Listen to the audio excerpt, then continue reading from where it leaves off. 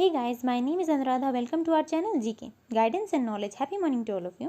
आज हम सुसाइड के बारे में डिस्कस करने वाले हैं। ये बहुत ही ज़्यादा राइजिंग हो रही है, इसकी सुसाइड लोगों के अंदर बढ़ता जा रहा है, लोगों के अंदर इसकी टेंडेंसी बढ़ती जा रही है।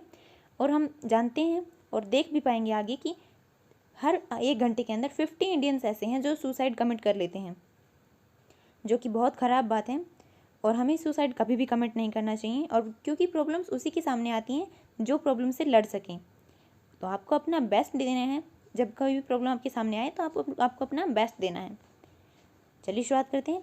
आज का हमारा क्वेश्चन है, सुसाइड है वो रिजल्ट है सुसाइड रिजल्ट सिर्फ साइकोलॉजिकल और इमोशनल फैक्टर्स का ही नहीं बल्कि सोशल फैक्टर्स का भी है। इसके ऊपर हमें कमेंट करना है। तो सबसे पहले हम शुरुआत करेंगे डेफिनेशन के साथ में कि सुसाइड आखिर होता है क्या है। उसके बाद में हम उसके अंदर हम डेफिनेशन दे सकते हैं जो कि WHO के द्वारा दी गई है, NCRB के द्वारा दी गई है, या फिर आप खुद की भी डेफिनेशन बना सकते हैं, क्योंकि कॉमन वर्ड्स के अंदर अगर आप खुद की डेफिनेशन देंगे तो वो और भी अच्छा होगा। फिर हम साइकोलॉजिकल, इमोशनल और सोशल फैक्टर्स को डिस्कस करेंगे। फिर हम इसको प्रिवेंट करने के लिए क्या क्या मेजर्स उठाए जा सकते हैं उसको लेंगे, और फाइनली हम कमेंट को ऐड कर लेंगे हमारे वे फॉरवर्ड में, और साथ में कंक्लूजन देंगे। ये क्वेश्चन मैं कहूँगी कि ये टॉपिक सिर्फ एक क्वेश्चन, मैं कहूँगी कि ये क्वेश्चन जो है वो सिर्फ एक टॉपिक से या फिर एक पेपर से रिलेटेड नहीं है। इसके पीछे क्या रीज़न है? इसके पीछे मेनली रीज़न है क्योंकि ये GS पेपर 1 के साथ साथ GS पेपर 4 में भी पूछा जा सकता है, GS पेपर 2 में भी पूछा जा सकता है। इवन ये क्वेश्चन हमारे ऐसे में भी पूछा जा सकता है और हमारे इंटरव्यू में भी पूछा जा सकता है। पहले भी ऐसा क्वेश्चन पूछा गया है इंटरव्यू के अंदर। उसके अंदर पूछा गया है, एक व्यक्ति जो एक कैंडिडेट था उससे क्या पूछा गया था कि ऐसे कौन से फैक्टर होंगे, ऐसे कौन से कारण होंगे जिसकी वजह से आप सुसाइड कमिट करेंगे। तो बहुत ही समझदारी से हमें इसका आंसर देना होता है, क्योंकि एक सिविल सर्वेंट को हमेशा पॉजिटिव होना चाहिए। तो उस कैंडिडेट ने आंसर क्या दिया था? उस कैंडिडेट ने आंसर दिया था कि मेरे हिसाब से ऐसा कोई टाइम नहीं है जब मैं सुसाइड कमिट करूँगा, क्योंकि मेरा पर्सनल मानना है कि सुसाइड एक कायरता है।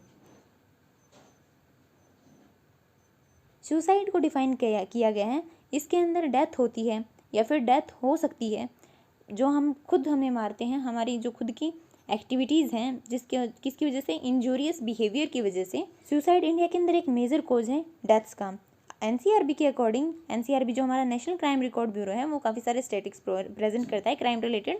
तो इसने बताया है 2019 की रिपोर्ट प्रेजेंट की है। उसके अंदर एवरेज बताया गया है कि हर दिन 381 सुसाइड्स हैं, लोग इतने सुसाइड कमिट करते हैं, जिनमें से, और हम बता सकते हैं कि 2.96 लाख फार्मर्स हैं जो हमारे लिए बहुत ज़्यादा इंपॉर्टेंट होते हैं। मैं भी पर्सनली बता रही हूँ कि मैं एक फार्मर की बेटी हूँ। वो बहुत सारी प्रॉब्लम फेस करते हैं। इस डेटा के अनुसार 2.96 लाख फार्मर्स ऐसे हैं जो सुसाइड कमिट कर चुके हैं 1991 से लेकर 2015 तक। इसका क्या मतलब हुआ कि हर घंटे 15 डेथ देखने को मिलती हैं सुसाइड की वजह से। और पैंडेमिक है वो इस सिचुएशन को और भी ख़राब करता जा रहा है, क्योंकि लोगों के अंदर social stigma, discrimination, unemployment, physical burden, financial burden है, और वैक्सीन को लेकर काफ़ी सारे मिसकंसेप्शन भी हैं और शॉर्टेज भी देखने को मिल रही है। उस वजह से भी लोग, और इवन मैंने यहाँ तक भी केस सुना है कि लोगों ने सिर्फ इसलिए अपनी जान दे दी क्योंकि उनको कोरोना हो गया और वो नहीं चाहते थे उनकी फैमिली मेम्बर्स को भी हो। तो इस टाइम पे उनको बहुत ज़्यादा सपोर्ट की ज़रूरत होती है। फिर हम रीज़न डिस्कस कर लेते हैं। साइकोलॉजिकल फैक्टर्स क्या हैं? मेंटल स्ट्रेस हो सकता है, इंसान के अंदर एंजाइटी हो सकती है, उसे अकेलापन महसूस हो सकता है, उसके अंदर जेलस फीलिंग आ सकती है किसी की वजह से, वो किसी चीज़ के अंदर फेल हो सकता है, जैसे कि किसी एग्ज़ाम में, किसी जॉब में, इवन किसी भी चीज़ के अंदर। रिलेशनशिप को भी ऐड कर सकते हैं आप यहाँ पे। या फिर शराब की लत है और किसी भी प्रकार की वो हेल्प नहीं कर पाए, हेल्पलेसनेस फील करे, जो सोसाइटी है उसके साथ में उसकी डिटैचमेंट हो जाए, सोशल फैब्रिक है उसमें कमी आ जाए, जैसे कि फार्मर्स हैं, स्टूडेंट्स हैं, एक्टर्स हैं, इवन बिजनेसमैन हैं, वो इस वजह से सुसाइड कमिट कर लेते हैं क्योंकि उनको लगता है कि उनके साथ कोई नहीं है। देन इमोशनल फैक्टर्स, ये क्या हो सकते हैं? सेक्सुअल अब्यूज़ हुआ हो किसी के साथ रेप हुआ हो, वॉर की वजह से भी हो सकता है, बहुत ज़्यादा पेन हो रहा है उसकी वजह से भी, बीमारी की वजह से भी, डिप्रेशन की वजह से, या फिर किसी के साथ ह्यूमिलिएशन किया गया हो। रिलेशनशिप इश्यूज़ मोस्टली टीनेजर्स जो हमारी एज के हैं उनके अंदर देखने को मिलता है कि रिलेशनशिप फेलियर हो गया या फिर उसके बीच में इशू आ गया, या फिर लड़का लड़की को छोड़ के चला गया, लड़की लड़के को छोड़कर चली गई, तो उस वजह से भी कमिट कर लेते हैं लोग सुसाइड। बर्डन भी देखने को मिलता है। फिर सोशल फैक्टर्स क्या हैं? डिसेबिलिटी हो, कोई व्यक्ति हो उसके अंदर कोई किसी भी तरह की डिसेबिलिटी हो, सेपरेशन, उसे लगे कि वो दुनिया से सेपरेट हो गए हैं। फिर डिस्क्रिमिनेशन, जैसे कि colour, caste, race, gender, religious के मामले में डिस्क्रिमिनेशन देखने को मिलता है। वैसे ये हमारे आर्टिकल 14 के, ये हमारे फंडामेंटल राइट के अंदर है, ये होना नहीं चाहिए, लेकिन फिर भी आज के टाइम पे भी, इवन हम 21st सेंचुरी के अंदर रह रहे हैं, फिर भी ये सब देखने को मिलता है। सोशल स्टिग्मा देख सकते हैं, उसकी वजह से भी लोग सुसाइड कमिट कर लेते हैं। फ्रेंड है, उनको खोने का डर होता है। सोशल एंजाइटी देखने को मिलती है। कोई बंदा रिटायर होता है तो कई बार ऐसा भी देखने को मिला है, दिल्ली के अंदर ये केस हुआ था कि एक बंदा रिटायर हो गया था, रिटायरमेंट के बाद में घर आते ही उसने सुसाइड कर लिया। फिजिकल मेडिकल इलनेस हो सकती है, फैमिली भी फैक्टर हो सकती है, अनएम्प्लॉयमेंट हो सकता है, कंपैरिजन दूसरों के साथ में करें उसकी वजह से भी कुछ लोग सुसाइड कमिट कर लेते हैं। और सुसाइड अटैम्प्ट जो वुमेंस के द्वारा मोस्टली सुसाइड अटैम्प्ट किया जाता है, क्योंकि वो उनको काफ़ी सारे इश्यूज़ होते हैं, जैसे कि उन्हें कोई फ्रीडम नहीं मिलता है, डोमेस्टिक वायलेंस देखने को मिलता है उनके साथ में, और उनकी कोई डिग्निटी नहीं होती है। मेजर्स क्या क्या ले सकते हैं इसे प्रिवेंट करने के लिए? फैमिली सपोर्ट की ज़रूरत है, अच्छे कम्युनिकेशन की ज़रूरत है, अवेयरनेस स्प्रेड करवाने की ज़रूरत है सोसाइटी के अंदर, एनजीओज़ हैं, सिविल सोसाइटीज़ हैं, एकेडमिक है, उनका भी सपोर्ट ज़रूरी है। फिर हम ऐड कर सकते हैं जो फिजिकल एक्सरसाइज हैं, और उसके साथ साथ मेंटल एक्सरसाइज हैं, जैसे कि मेडिटेशन है, योगा है। ये स्कूल्स करिकुलम के अंदर अगर इसे हम ऐड कर लेंगे तो बच्चों की बचपन से ही हैबिट डेवलप हो जाएगी, उससे बहुत सारा फ़ायदा देखने को मिल सकता है। वो उनकी जो मेंटल एबिलिटी है, फिजिकल एबिलिटी है, वो बहुत ज़्यादा स्ट्रॉन्ग हो जाएगी। फिर ऐसे डिक्रिमिनलाइज करना चाहिए 309 सेक्शन को आईपीसी के, इंडियन पिनल कोड के, जो हमें पनिशमेंट देता है अगर हम सुसाइड कमिट करते हैं। इसकी बजाय हमें क्या करना चाहिए, उन्हें काउंसलिंग प्रोवाइड करवाना। एक व्यक्ति पहले से ही खुद को मारने की कोशिश कर रहा है तो उसकी स्टेज क्या होगी, उसको समझने की ज़रूरत है, तो उसको डॉक्टर की ज़रूरत है, ना कि जेल की। फिर हमें फॉलो करना होगा 210th रिपोर्ट को, किसकी? लॉ कमीशन की, जिसके अंदर कहा गया है कि साइकोलॉजिकल ट्रीटमेंट देनी चाहिए जेल की बजाय। ये मैंने अभी कहा वही बात है। प्रोवाइड करवानी होगी मोटिवेशन, जो एक्टिविस्ट हैं वो अपने आसपास के एरिया के अंदर मोटिवेशन स्प्रेड कर सकते हैं। मोटिवेशन भी एक ऐसी चीज़ होती है जिसके द्वारा हम लोगों को सुसाइडल टेंडेंसी से निकाल सकते हैं। फोकस करना होगा गवर्नमेंट के इनिशिएटिव्स को के ऊपर, प्रमोट करना होगा जो WHO की 5 लाइफ लाइन्स हैं उनको, और वर्ल्ड सुसाइड डे मनाया जाता है 10th सितंबर को, ताकि इसके बारे में अवेयरनेस स्प्रेड की जा सके और लोगों को इससे बचने की सलाह दी जा सके। कैसे अवेयरनेस फैलाई जा सकती है, वो 10th सितंबर को सेलिब्रेट किया जाता है, इसके बारे में इंफॉर्मेशन देता है। प्रमोट करने की ज़रूरत है मेंटल हेल्थ केयर 2016 के एक्ट को। फिर मानव दर्पण इनिशिएटिव लिया गया है स्पेशली कोविड-19 के टाइम पे, जिसके अंदर साइकोलॉजिकल सपोर्ट दी गई है स्टूडेंट्स को, टीचर्स को, इवन पेरेंट्स को। फिर किरण, जो एक हेल्पलाइन है जो कि 24 घंटे 7 दिन मिलती है, इसके अंदर ये हेल्प प्रोवाइड करवाती है, सपोर्ट प्रोवाइड करवाती है लोगों को, ताकि वो उनकी जो सुसाइडल टेंडेंसी है उससे बाहर निकाला जा सके। फिर कंक्लूजन क्या दे सकते हैं?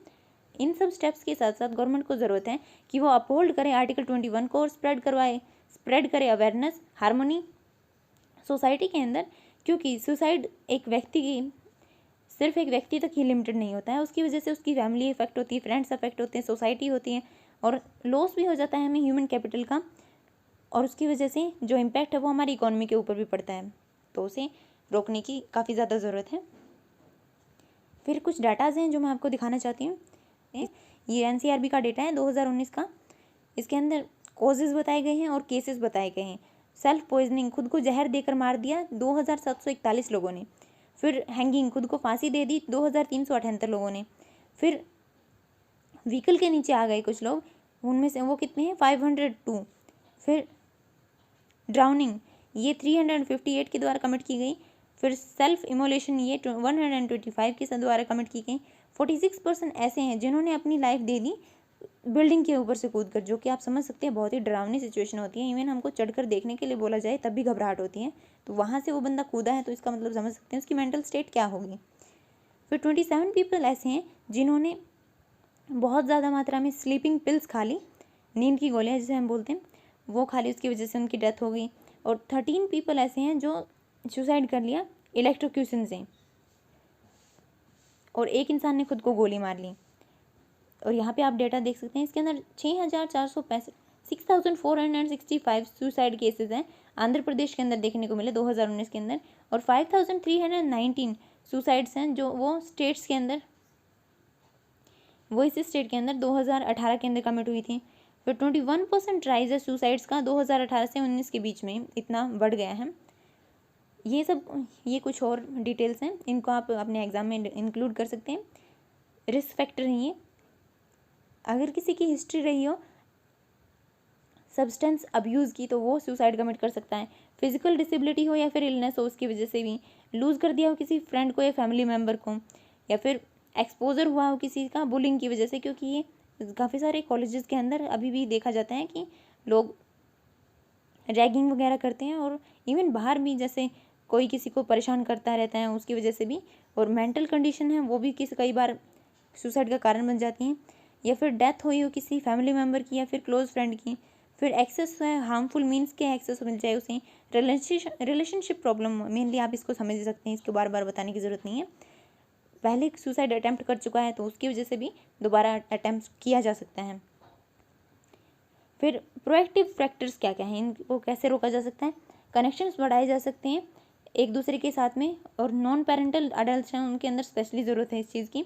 स्कूल सेफ्टी की जा सकती है। क्लोजनेस है, वो जो फ्रेंड एक दूसरे की केयर करते हैं उनके अंदर क्लोजनेस लाई जा सकती हैं। ओवरऑल रेजिलेंस किया जा सकता है। नेबरहुड की सेफ्टी किया जा सकती है। अवेयरनेस है वो, और एक्सेस है लोकल हेल्थ सर्विसेज की, उसको भी बढ़ाया जा सकता है। एकेडमिक अचीवमेंट्स भी बढ़ाई जा सकती हैं। और पेरेंट है कनेक्टेडनेस बहुत ज़्यादा ज़रूरी होती है, क्योंकि पेरेंट एक बच्चे का ऐसा सपोर्ट होते हैं जो हमेशा उसके फ़ायदे के बारे में सोचते हैं, कभी गलत नहीं सोचेंगे उसके बारे में। तो आप बता सकते हैं कि आप इसके अंदर क्या क्या इंक्लूड करना चाहते हैं, और आपकी इसके बारे में क्या थॉट है वो कमेंट सेक्शन के अंदर ज़रूर बताइएगा। So this is it for today. Thank you for listening. Don't forget to like share subscribe, also provide suggestions to improve. जय हिंद, जय भारत।